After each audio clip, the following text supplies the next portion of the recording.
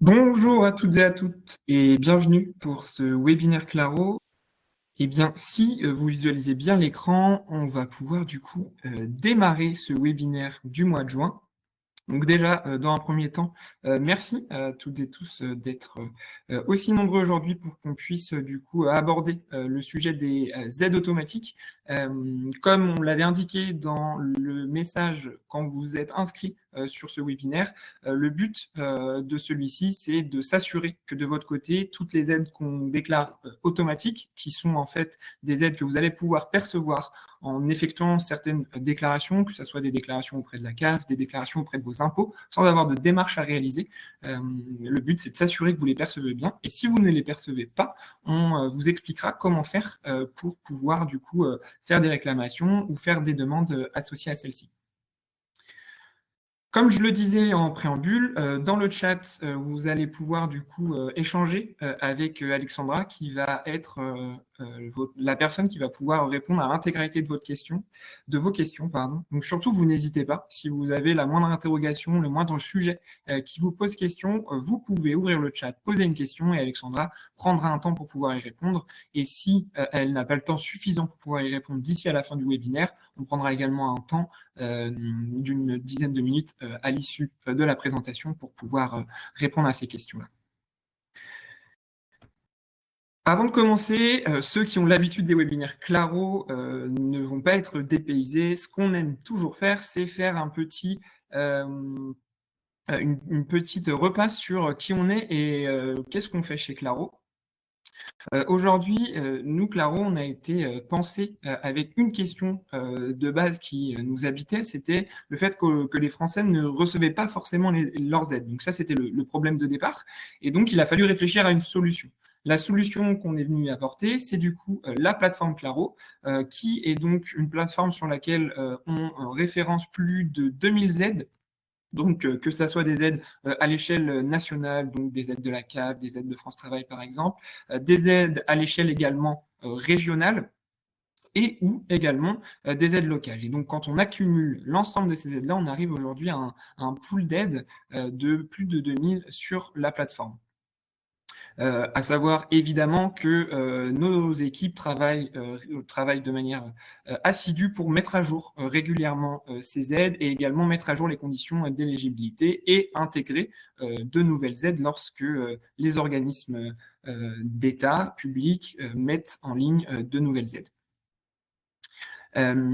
Pour pouvoir du coup accéder à Claro, vous devez du coup soit passer par un bailleur social, soit passer du coup par votre entreprise directement, soit passer par votre école ou encore passer par votre mutuelle.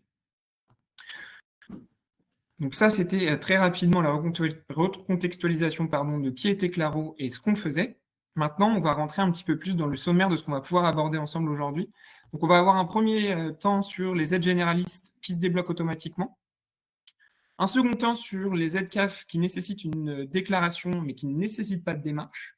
Et enfin, on prendra à la fin un dernier temps pour vous démontrer la plateforme Claro et vous expliquer comment faire pour retrouver vos aides et comment faire pour être accompagné au mieux dans vos démarches.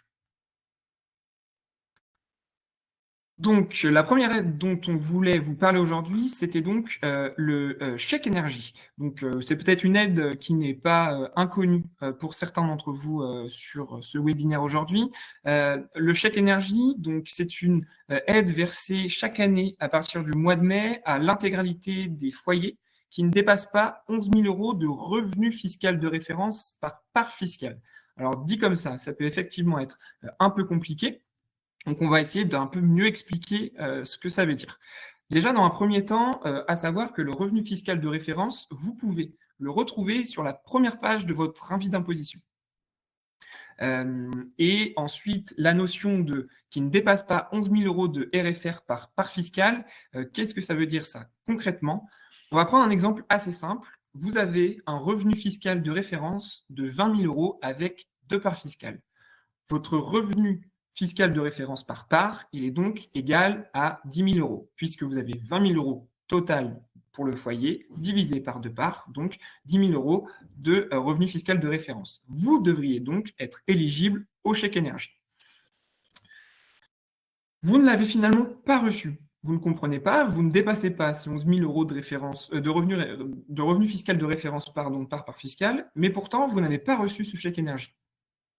Vous pouvez effectuer une réclamation et vérifier votre éligibilité sur un simulateur qui est directement mis en place par le ministère. Ce qu'on va faire aujourd'hui, c'est que je vais du coup très rapidement vous montrer comment fonctionne ce simulateur. Donc voilà, Alexandra va également du coup envoyer dans le chat le lien pour accéder à ce simulateur qui vous permet de vérifier votre éligibilité au chèque énergie en 2024, puisqu'il a été envoyé au mois de mai, comme je vous le disais précédemment, et que donc si vous ne l'avez pas reçu et que vous remplissez pourtant les conditions d'éligibilité, je vous conseille de vérifier cette éligibilité ici et ou ensuite de pouvoir faire une réclamation. Donc le simulateur, il se présente comme ça. Donc, vous allez devoir vous munir de votre numéro fiscal, le rentrer tout simplement ici, et ensuite, juste indiquer du coup le code qui est présent ci-dessus. En appuyant sur « Continuer », le simulateur va vous indiquer si votre ménage est éligible ou non au chèque énergie. Il peut arriver que le simulateur vous indique non éligible et que vous soyez toujours dans une situation où vous ne comprenez pas pourquoi. C'est pourquoi le ministère a mis en place un numéro vert qui est présent juste ici, donc le 0805 204 805, que vous pouvez appeler, c'est totalement gratuit, pour avoir un conseiller au téléphone et qui vous explique pourquoi, et pour que vous puissiez comprendre surtout pourquoi vous n'y êtes pas éligible, alors que pourtant vous déclarez un revenu fiscal de référence par part inférieur à 11 000 €. Donc ça, on revient sur la présentation. C'était du coup la première aide automatique. Pourquoi elle est automatique? C'est vrai que je ne vous l'ai même pas expliqué. C'est qu'en fait, vous n'avez pas de démarche à effectuer. C'est directement envoyé chez vous à partir du montant qui est déclaré sur votre année, sur votre avis d'imposition de N-2. Qu'est-ce que ça veut dire? Ça veut dire que pour l'année 2024, ils auront pris en compte vos revenus 2022 pour pouvoir vous décerner ou non le chèque énergie. Passons du coup à la seconde aide qui est du coup le passeport. Le passeport, qu'est-ce que c'est? Très rapidement, c'est une aide de 50 € pour l'inscription à un club sportif sur différents critères. Donc pour pouvoir en bénéficier, il faut rentrer du coup dans les critères qu'on va énoncer juste après. Il faut soit être allocataire de l'allocation de rentrée scolaire, soit être allocataire de l'allocation d'éducation de l'enfant handicapé, pardon, soit allocataire de l'AAH, qui est donc l'allocation pour l'adulte handicapé, soit d'une bourse du Crous. Donc, comme vous le comprenez, c'est réservé aux personnes de 6 à 30 ans maximum. Ce passeport, il est envoyé directement par mail aux familles éligibles et il peut être utilisé avec le club sportif directement en présentant le QR code qui est présent sur le mail. Donc, si vous êtes du coup allocataire d'une de ces 4 aides qu'on a énoncées juste auparavant, vous devriez être éligible du coup au passeport et vous devriez l'avoir reçu déjà d'ores et déjà sur votre adresse mail. Vous allez me dire, ok, mais c'est peut-être un peu flou ce qu'est l'allocation de rentrée scolaire, l'allocation d'éducation de l'enfant handicapé, l'AAH et une bourse Crous. Où est-ce que je peux savoir si je suis éligible et si surtout je suis allocataire? Alors pour les 3 premières, pour l'allocation de rentrée scolaire, l'allocation d'éducation de l'enfant handicapé et l'AAH, ce sont des aides que vous allez pouvoir retrouver directement sur votre compte CAF dans la rubrique Mes droits et mes prestations. Si, du coup, vous êtes allocataire d'une de ces 3 aides, vous vous rendez sur votre compte CAF dans la rubrique Mes droits, mes prestations, et l'une de ces 3 aides devrait s'afficher. Pour la bourse du Crous, c'est un petit peu différent. Vous allez du coup devoir vous rendre sur votre compte personnel messervicesétudiants.fr pour pouvoir du coup vérifier si vous êtes bien allocataire d'une bourse du Crous ou non. Si vous rentrez donc dans une de ces 4 catégories, vous allez du coup, et vous avez dû déjà recevoir un mail avec un QR code pour bénéficier du coup de ces 50 €. À savoir également que vous pouvez effectuer, comme pour le chèque énergie, un test d'éligibilité directement sur l'adresse pass.sport.gouv.fr. Alexandra va également, je pense, ou peut-être qu'elle l'a déjà fait, vous le rappeler dans le chat. Et donc, en renseignant du coup des informations sur ce simulateur, vous allez pouvoir pouvoir vous assurer que vous êtes éligible ou non à cette aide-là. Et si vous n'êtes pas éligible, à la fin du simulateur, c'est la même chose. Un numéro vert va s'afficher que vous allez pouvoir appeler pour comprendre pourquoi je ne perçois pas le passeport alors que je devrais y être éligible. Revenons du coup maintenant sur notre présentation et passons maintenant aux aides de la CAF qui sont soumises à une déclaration. La première aide, on en a parlé juste auparavant pour le passeport, c'est l'allocation de rentrée scolaire. L'allocation de rentrée scolaire, elle est du coup à destination des familles ayant au moins un enfant scolarisé âgé de 6 à 15 ans. Elle est versée sous conditions de ressources et pour pouvoir en bénéficier, vous devez avoir effectué la déclaration de revenus 2023 aux impôts, c'est-à-dire que vous devez avoir tout simplement déclaré vos revenus aux impôts et donc déclarer votre avis d'imposition. Et également, c'est là qu'il y a une petite nuance, déclarer vos revenus 2023 auprès de la CAF. Pour déclarer vos revenus 2023 auprès de la CAF, comment ça fonctionne? Vous devez du coup vous connecter sur votre compte CAF et dans la rubrique Mon compte, vous devez retrouver la rubrique Déclarer mes ressources. Une fois que vous êtes connecté sur cette rubrique Déclarer mes ressources, vous avez simplement à déclarer l'intégralité des ressources perçues sur l'année 2023. Et si vos ressources ne dépassent pas les plafonds de l'allocation de rentrée scolaire, cette somme vous sera versée du coup à la rentrée scolaire 2024, donc d'ici fin septembre. Donc ça, c'est la première aide. À savoir également que si vous n'êtes pas encore allocataire de la CAF, vous pouvez vous créer un compte sur la CAF et puis rentrer du coup l'intégralité de vos informations pour savoir si vous pouvez bénéficier ou non de l'ALS. Passons maintenant du coup à une seconde aide déclarative qui est la prime à la naissance.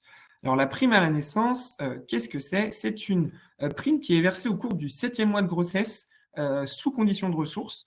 Le montant versé, il est de 1 066,30 €. Pour du coup pouvoir en bénéficier et surtout comment ça marche, vous devez impérativement déclarer votre grossesse dans les 14 premières semaines auprès de la CAF et de votre assurance et de votre caisse d'assurance maladie, pardon. La demande, elle ne pourra réellement pas être effectuée ultérieurement ces 14 premières semaines. Comment faire sur votre compte CAF pour déclarer cette grossesse? Vous devez du coup vous connecter encore une fois sur votre compte CAF, vous rendre dans la rubrique Déclarer un changement de situation et à partir de cette rubrique, vous allez pouvoir déclarer votre grossesse. À savoir qu'un document justificatif pourra vous être demandé, qui n'est autre que l'attestation du premier examen médical prénatal. Cette aide-là, elle peut soit être réalisée du coup en complète autonomie, soit dans certains cas, vos professionnels de santé vont pouvoir vous accompagner dans cette demande d'aide. C'est marqué juste au-dessus, mais quand même, je le rappelle, cette aide-là, elle est sous condition de ressources et il y a des plafonds à ne pas dépasser. Cependant, si vous ne les dépassez pas, l'aide a un montant unique de 1 066,30 €. On peut passer du coup à l'aide suivante, qui est du coup l'allocation de base, qui est intimement liée à la prime à la naissance. L'allocation de base, c'est une aide pour les parents d'un enfant de moins de 3 ans et c'est une aide qui varie entre 96 et 194 € par mois et par enfant. Et cette aide, elle est versée chaque mois du coup pendant 36 mois, donc pendant 3 ans maximum. Pour pouvoir en bénéficier, il faut également du coup déclarer l'arrivée de votre enfant auprès de la CAF. Donc, dans un premier temps, vous aurez peut-être du coup déclaré la grossesse pour obtenir la prime à la naissance. Vous devrez du coup également déclarer la naissance de votre enfant à la CAF à partir du coup de sa naissance, tout simplement, en faisant la même démarche que vous avez faite pour la prime à la naissance. Donc, vous devez vous rendre dans la rubrique Mon compte, puis déclarer un changement de situation. Une fois du coup que vous avez réalisé cette demande-là, l'aide vous sera versée pendant 3 ans chaque mois et pour un montant compris entre 96 et 194 €. On peut passer du coup à une autre aide qui est pour le coup plus connue que les aides précédentes de la CAF, qui sont tout simplement les allocations familiales. Donc les allocations familiales, c'est une aide financière qui se débloque dès le deuxième enfant à charge de moins de 20 ans. À la différence des aides précédentes, tout le monde peut bénéficier des allocations familiales, quel que soit votre niveau de ressources. Le montant variera si vous avez des revenus très élevés, mais par rapport à une personne qui a des revenus plus modérés. Mais cependant, vous allez quand même pouvoir percevoir des allocations familiales qui vont varier, donc, comme je le disais, de 35 euros par mois minimum à 323 euros par mois maximum. Il est intéressant aussi de noter que pour compléter ces allocations familiales, à partir du troisième enfant, il y a le complément familial qui se débloque et qui vient donc compléter les allocations familiales que vous avez pu avoir pour vos 2 premiers enfants. Comment ça marche? Eh bien, comme pour les 2 aides précédentes, vous devez déclarer un changement de situation auprès de la CAF. Ce qui est assez intéressant pour les allocations familiales, c'est que si vous avez déjà bénéficié d'allocations de base, ça voudra dire que vous avez déjà déclaré vos enfants auprès de la CAF. Vous n'aurez donc pas de démarche supplémentaire à effectuer pour percevoir les allocations familiales, ce sera automatique. Voilà du coup pour les aides de la CAF et pour les aides d'autres organismes. Ce que je vous propose maintenant, comme ce que je vous disais en préambule du webinaire, c'est qu'on puisse se rendre sur la plateforme Claro pour comprendre comment en fait on va pouvoir retrouver ces aides-là et surtout comment on va pouvoir prendre le maximum d'informations pour effectuer ces démarches. Donc, je vous partage un nouvel onglet qui est donc un compte Claro fictif. Donc, quand on se connecte sur un compte Claro, on va avoir du coup plusieurs rubriques sur la gauche de l'écran, notamment une rubrique accueil, puis une rubrique mon foyer, mes aides, plus et contacts. Donc, dans la première rubrique accueil, on va retrouver les informations liées à son compte Claro, notamment la complétion de son profil, les thématiques différentes, les avantages Claro, et ce qui va nous intéresser aujourd'hui, la rubrique des aides. Donc, vous pouvez soit cliquer directement ici pour afficher vos aides, soit vous rendre dans Mes aides juste sur la gauche de votre écran. En se rendant du coup sur Mes aides, grâce aux informations qu'on a pu renseigner auparavant sur la simulation, un certain nombre d'aides vont s'afficher pour cette famille fictive. Qu'est-ce que ça veut dire? Comment on fait à partir de ce moment-là pour demander ces aides-là auprès des organismes? Vous allez du coup devoir cliquer sur la carte de l'aide. En cliquant sur la carte de l'aide, vous allez retrouver les informations importantes liées à cette aide. On va vous rappeler les conditions à remplir ici directement. On va vous rappeler les montants qui vont pouvoir vous être attribués. Et c'est là le plus important, on va vous expliquer comment effectuer les démarches. Donc, en cliquant sur « Voir les démarches », vous allez du coup pouvoir lire et suivre comme un guide, pas à pas, l'intégralité des démarches pour pouvoir effectuer votre demande auprès de l'organisme qui délivre cette aide-là. Donc là, par exemple, pour la prime d'activité, on voit qu'il y a plusieurs choses à remplir et on vous explique en amont quels vont être les documents dont vous allez avoir besoin pour réaliser la demande. Vous continuez du coup à suivre le guide et les instructions qui vous sont données. Et ici, du coup, on va vous proposer d'effectuer du coup votre demande directement en ligne sur le site de la CAF et vous allez pouvoir cliquer sur « Demander la prime d'activité ». En cliquant ici, ça va vous rediriger vers votre compte CAF et vers l'endroit exact pour pouvoir réaliser votre demande de prime d'activité. Une fois que vous avez réalisé la demande, votre aide, elle ne sera plus du coup dans l'onglet « À demander », elle va passer dans l'onglet « En cours ». Ce qu'on vous conseille, c'est à partir du moment où l'aide a bien été acceptée et reçue par la CAF, vous pouvez revenir et vous devez revenir sur votre compte Claro pour pouvoir signifier que l'aide a bien été obtenue ou alors le cas contraire, que l'aide a été refusée. Pour ce faire, c'est assez simple. Donc, il y a 2 boutons sur lesquels vous pouvez cliquer. Le premier qui est simplement « J'ai reçu l'aide » et le second qui est simplement « L'aide m'a été refusée ». En cliquant sur « J'ai reçu l'aide », on va vous demander un montant qui a été attribué. par exemple 120 €. Est-ce que c'est en une seule fois? Est-ce que c'est par mois? Est-ce que c'est par an? Et en cliquant sur confirmer, le logiciel Eclaro va bien prendre en compte le fait que vous avez pu percevoir la prime d'activité. Vous pouvez donc après ensuite naviguer sur l'intégralité de vos cartes de demande d'aide pour réfléchir à quelles sont les aides qui vous intéressent le plus aujourd'hui. Par exemple, là, on voit qu'il y a des aides qui vont être liées au passage d'un permis de conduire, puisque la personne a certainement renseigné qu'elle souhaitait passer le permis de conduire. Il y a des aides qui vont être liées à une situation de handicap, puisqu'il y a une personne qui est en situation de handicap au sein de la famille, etc., etc. Pour pouvoir compléter au mieux votre compte Claro, vous pouvez vous rendre également dans Mon foyer, compléter mon profil, continuer, et ici, donc, les questions vont défiler au fur et à mesure, et vous aurez donc à rentrer les informations directement au fur et à mesure pour pouvoir afficher ensuite vos aides dans l'onglet Mes aides. Il y a également une dernière possibilité qui est d'aller voir les thématiques d'aide.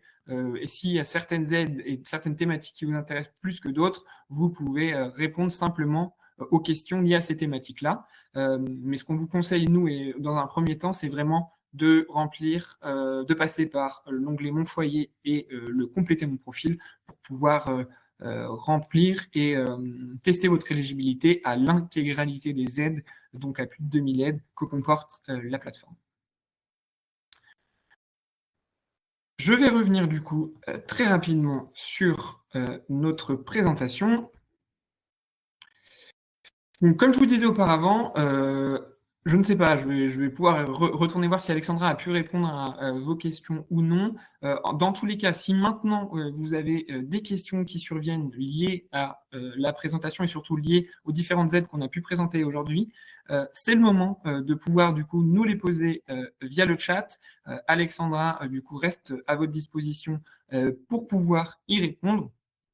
Et si des questions surviennent après du coup ce webinaire, vous pouvez accéder à la foire aux questions de Claro via votre compte. Donc, c'est une foire aux questions sur laquelle vous allez retrouver plein d'articles qui vont pouvoir répondre à vos questions. Et si ces articles-là ne répondent pas à ces questions, on a également du coup le chat qui va pouvoir être activé, où c'est également Alexandra qui s'occupe de la gestion de ce chat-là et donc qui va répondre tous les jours à vos interrogations ou vos questions ou vos difficultés sur la plateforme.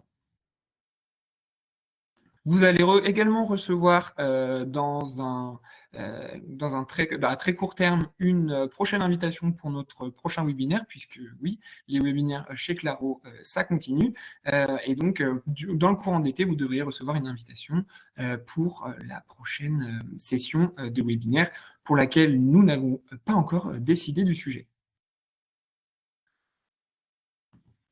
J'en profite pour, du coup, encore une fois, vous remercier pour votre présence aujourd'hui et pour la confiance que vous accordez à Claro et pour vous encourager au maximum à retourner sur vos simulations pour pouvoir les compléter si ce n'est pas le cas, afin de découvrir vos aides.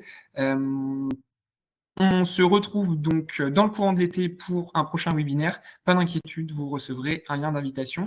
Merci encore pour votre présence et à très vite sur la plateforme et chez Claro.